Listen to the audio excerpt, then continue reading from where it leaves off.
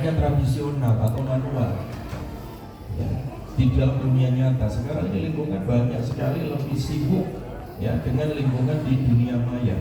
Bisa jadi dia nggak keluar rumah, bisa jadi dia di dalam kamar, tapi dia megang HP. Di situ ada Facebook, di situ ada Instagram, di situ ada Twitter, ya, di situ ada YouTube dan seterusnya. Nah ini juga tidak kalah penting, butuh pengawasan. Ya. Mungkin zaman dulu di zaman sahabat tidak ada, ya, lingkungan digital belum ada memang. Ya. Tetapi keberadaannya sekarang bukan untuk diingkari, tetapi untuk diwaspadai, untuk kita berhati-hati gitu. Banyak juga yang terjebak ya di dalam lingkungan digital gitu. Ya. Maka jangan merasa aman sebelum kita betul-betul mewaspadainya. Betapa banyak sekarang kasus perceraian, kasus rumah tangga berantakan hanya gara-gara masalah sepele, ya, masalah pertemanan, ya. Dan pertemanannya itu tidak secara langsung, tapi pertemanan yang sifatnya di media sosial. Maka ini juga harus diwaspadai. Ya. Saya nasihatkan untuk mempelai suami dan juga mempelai istri, dan untuk kita semua harus sama-sama saling memahami ini, sama-sama saling menjaga lingkungan digital kita khususnya hari ini. Mungkin kalau lingkungan yang sifatnya tradisional masih aman ya, tapi belum tentu dengan lingkungan digital orang bisa aman sekarang ini ya. Karena sekarang hanya kita atau hanya personal yang tahu. Kalau dulu di rumah itu hanya ada satu ya, telepon gitu kan, yang ada kabelnya itu. Ketika ada panggilan, nak siapa yang telepon, semua orang rumah tahu ya. Tetapi sekarang masing-masing megang HP, nah ini megang gadget. Nah oleh karena itu disinilah isi rumah itu ya harus sama-sama diberikan pemahaman, sama-sama komitmen. Kita komitmen yang halal saja, perkara yang haram kita tinggalkan ya. Perkara yang syubhat kita tinggalkan ya. Lingkungan digital mulai diperbaiki ya. Tidak dibenarkan juga misalkan chatting ya, laki bukan muhrimnya ya. Atau perempuan juga dengan bukan itu mahramnya ya. Jadi oleh karena itu disinilah penting sekarang, karena kasus-kasus terjadinya kegagalan rumah tangga ini karena kurang kontrol terhadap lingkungan yang sifatnya digital. Padahal Nabi SAW tadi mengingatkan bahwa salah satu faktor kebahagiaan itu adalah faktor lingkungan, pergaulan. Ketika pergaulannya bersama orang-orang baik, maka akan berdampak kebaikan di dalam rumah tangga. Makanya sahabat Umar bin Khattab disebutkan di dalam riwayat Imam Ahmad dalam kitab Az-Zuhud. Imam Ahmad menukil satu prinsip hidup yang sangat luar biasa yang dimiliki oleh sahabat Umar bin Khattab. Apa yang dikatakan oleh sahabat Umar? Laula thalas ma uhibbu an abqa fi hadhihi dunya. Kalau bukan karena tiga perkara, utama saya hidup katanya. Kata Umar, laula an aldoa jabhati sajidan lillah. Kalau bukan karena kening ini nempel di tanah sujud karena Allah. Ya. Untuk apa saya hidup? Jadi harus ditata ya. Visi misi risalah dari rumah tangga kita ya untuk sujud gitu. Untuk apa kemudian anaknya pinter, anaknya prestasi tinggi ya, anaknya kuliah di mana-mana tinggi pendidikannya, tapi tidak sholat. Punya menantu kaya raya, bisnisnya sukses, tapi nggak sholat. Untuk apa juga? Wa ma khalaqtul jinna wal insa illa liya'budun. Ya kita diciptakan kan untuk menyembah Allah, untuk nempelkan ini loh kening. Itulah prinsip umat. Laula an aldo ajabati sajidan ya. Untuk apa saya hidup kalau bukan untuk sujud kepada Allah. Nah yang kedua kata Umar, laula an asira fi sabilillah. Kalau bukan karena saya hidup berjalan di atas jalan Allah, kalau bukan fi sabilillah, untuk apa saya hidup juga? Kalau sekedar makan minum, ya. Kalau bukan untuk fi sabilillah. Yang terakhir kata Umar, ya. Yang terakhir kata sahabat Umar bin Khattab adalah laula an akhtaliqa ma'a khulaqa'is salihin. Kalau bukan karena saya ini bergaul dengan orang-orang yang saleh, orang-orang yang baik, ya, untuk apa saya hidup? Jadi lingkungan gitu, penting itu lingkungan itu. Makanya dulu kenapa sahabat dari Yaman, ya, bahkan dari Iran seperti sahabat Salman, jauh-jauh datang ke Madinah untuk apa? Berkomunitas. Kenapa mereka hijrah sampai meninggalkan rumah, meninggalkan perdagangan, ya kan, bahkan berpisah dengan keluarganya untuk menyusul Nabi ke Madinah. Apa? Komunitas. Untuk komunitas. Sampai Abu Hurairah menceritakan ketika sahabat Muhajirin dulu hijrah itu ada, ya, di antara kita sahabat Muhajirin itu kalau berdiri itu sambil jongkok, karena kalau dia berdiri tegak itu lututnya kelihatan. Makanya Imam Bukhari dalam Sahih Bukhari itu menyebut bagaimana hukum menggunakan dan ketika sholat hanya menggunakan selembar kain, karena memang kondisi waktu itu banyak sahabat Muhajirin itu ketika sholat hanya dengan selembar kain, bukan punya sarung sama selendang, izar dan rida, tidak. Sebagian mereka itu hanya punya izar saja, sarung tok, ya. Ketika dia berdiri harus kelihatan itu lutut. Kenapa mereka bela-belain? Kenapa Abdurrahman bin Auf yang saudagar, ya, orang terkaya dari kalangan Quraisy ditinggal semua hartanya, yang ketika ke Madinah nggak bawa apa-apa, demi apa? Komunitas. Komunitas orang-orang baik, komunitas di sekeliling Nabi Sallallahu Alaihi Wasallam. Itulah kebahagiaan, ya. Jadi makanya ketika kita punya komunitas orang-orang yang soleh, ya, itu anak kita ketularan kesolehannya, gitu, ya. Ketika kita komunitas dengan apa, keluarga yang soleh, ya istri kita juga ketularan jadi solehah, gitu, ya.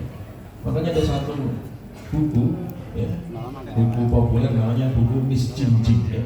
Miss itu perempuan, jinjing itu suka jinjing pas. Itu komunitas orang-orang, ya, istri-istri kaum borjuis itu, ya, yang kerjanya jinjing tas. Yang dibicarakan apa? Glamoritas, kehidupan glamor. Nggak ada yang dibicarakan masalah ibadah. Kenapa? Lingkungan, gaya hidup, gitu. Jadi oleh karena itu, zaman sekalian itu yang ketiga dan yang terakhir adalah wa an yakuna rizquhu fi baladi. Dan hendaklah memiliki rezeki, dan rezekinya fi baladihi, di negerinya sendiri. Rezekinya tidak jauh. Rezekinya tidak jauh. Tidak harus berpisah dengan istrinya, tidak harus berpisah dengan suaminya. Dia mendapatkan rezeki, dia mendapatkan karunia, ya, di negerinya sendiri, di daerahnya sendiri, dengan rezeki yang halal, sehingga dia tidak harus berpisah dengan suami atau berpisah dengan istrinya, karena berpisah itu sangat menyakitkan. Berpisah dengan istri 1 hari saja itu kayak 1 tahun, gitu, ya. Berpisah dengan suami 1 bulan itu kayak 1 tahun, begitu berat. Makanya sebisa mungkin jangan berpisah, gitu, ya. Dimanapun yang namanya zauj, ya, yang namanya azwaja, berpasangan, gitu, ya. Dimanapun berada, ya bareng-bareng, ya. Mas Advin sama siapa pengantin Mbak Mila, ya, itu ya kemana-mana sehidup semati lah, gitu, ibaratnya, gitu, ya. Jadi ya susah bareng, ya seneng juga bareng. Nah itu yang disebut dengan zaud dan zaujah, pasangan, ya. Jadi artinya kalau pasangan itu kalau nggak sepasang itu nggak lengkap, gitu. Dan demikianlah kehidupan suami dan istri, gitu, ya. Kehidupan suami istri seperti itu, berpasangan. Jadi kalau sudah ditemukan pasangannya itu berarti telah sempurna agamanya, gitu, kan. Makanya menikah itu adalah menyempurnakan separuh agamanya. Dia ketemu itu. Makanya Nabi Shallallahu Alaihi Wasallam senantiasa memotivasi kepada sahabat yang anak-anak muda itu, ya ma'syarat sahabat, yang anak muda, ya, man istata'a minkum alba'ah, ya, kalau kalian sudah mampu ya sudah nikah, jangan ditunda-tunda, karena itu memang menyempurnakan agama. Jadi itulah ya pilar-pilar kebahagiaan, ya. Jadi yang pertama tadi, kita sebagai suami, ya, kita sebagai istri, masing-masing hendaklah memperbaiki, mensolehkan diri kita, mensolehkan diri kita. Jangan berharap kalau kita belum soleh kemudian punya istri solehah, jangan, ya. Masing-masing dimulai dari diri kita. Makanya di dalam hadis itu Nabi SAW senantiasa mendoakan, rahimallahu rajulan, ya Allah, mudah-mudahan Engkau rahmati seorang suami, ya, qoma minal lail, dia bangun malam, ya, dia bangun malam, bangun dari tidurnya, kemudian dia wudhu, kemudian dia sholat 2 rakaat. Setelah itu dia bangunkan istrinya. Kalau istrinya nggak bangun, dipercikkan itu air di mukanya supaya dia bangun, dan kemudian disuruh sholat tahajud. Nah, kenapa itu dimulai dari dirinya, ya?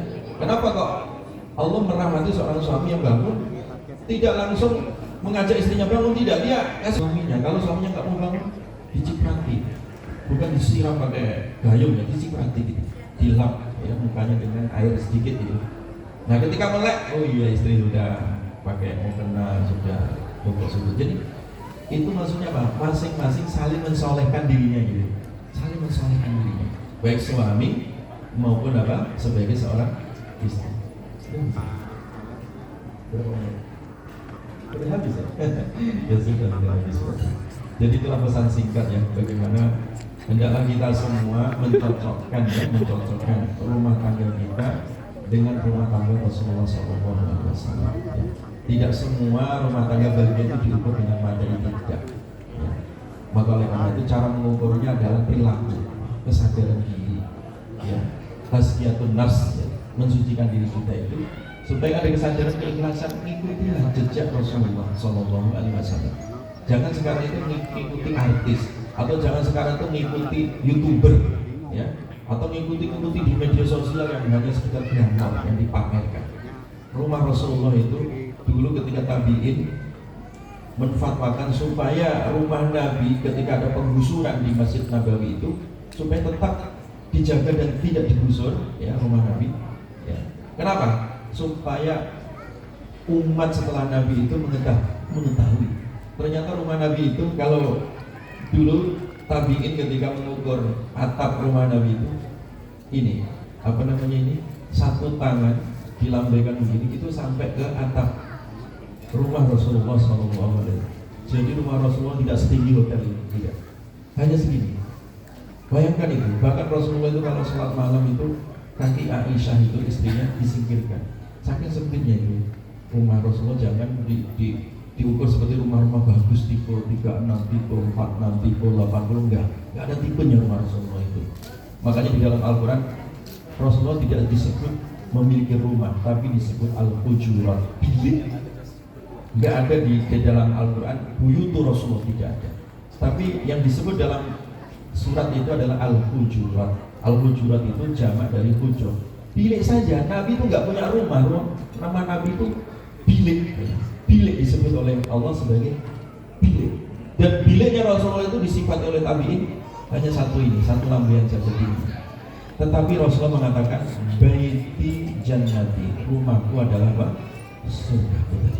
Nah, ketika ingin rumahku surgaku, yang dikedepankan adalah itu tadi, ilmu, ya, kita belajar, terus belajar membaca sejarah Nabi SAW. Nah sekarang yang dikedepankan materi, kurang berkas, kurang kamar, kurang mobil, kurang ini, akan kurang terus dalam manusia itu. Tapi belajarlah sebagaimana Rasulullah SAW mempelajari kehidupan, walaupun hanya, mudah-mudahan diberikan keluarga yang sakinah, mawaddah, warahmah. Demikian dari saya. Assalamualaikum warahmatullahi wabarakatuh.